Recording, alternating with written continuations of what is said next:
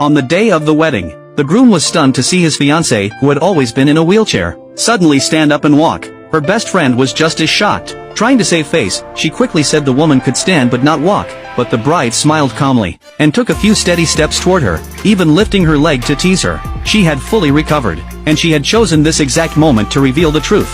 Not for attention, but because she once planned to share the good news with her fiancé in private. But the night before the wedding, as she approached his room with joy in her heart, she overheard sounds coming from inside. It was him, with her best friend.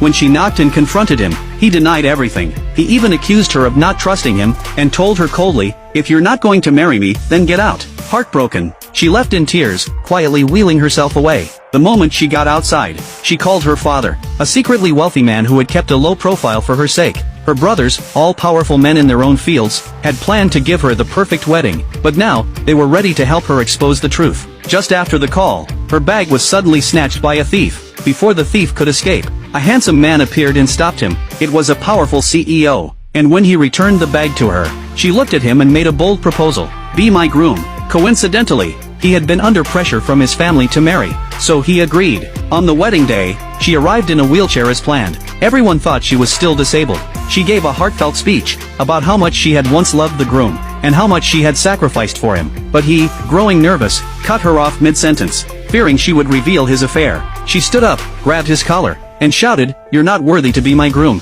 He pushed her away angrily, mocking her. "You're just a cripple. Who are you to judge me?" His friend stepped in, telling her not to make a scene at her own wedding, but she calmly announced, "This isn't a wedding, it's a breakup banquet." The crowd gasped. The groom's mother rushed on stage, sneering that a disabled woman like her should be grateful to marry her son. The bride smiled coldly. "Grateful? Your son's the one who cheated." The groom stepped forward again, mocking her background. He claimed she'd die alone, then boldly declared he was now marrying her best friend. Right on cue, the friend appeared with a group of musicians, and the two began celebrating on stage. His mother asked if this was true. The groom proudly admitted it, and the friend added, "I'm rich now. He's better off with me." The friend turned to the bride and said, "I want nothing to do with you from now on." But the bride didn't flinch. She replied, "Then kneel and apologize." Furious, the friend raised her hand to slap her, only to have it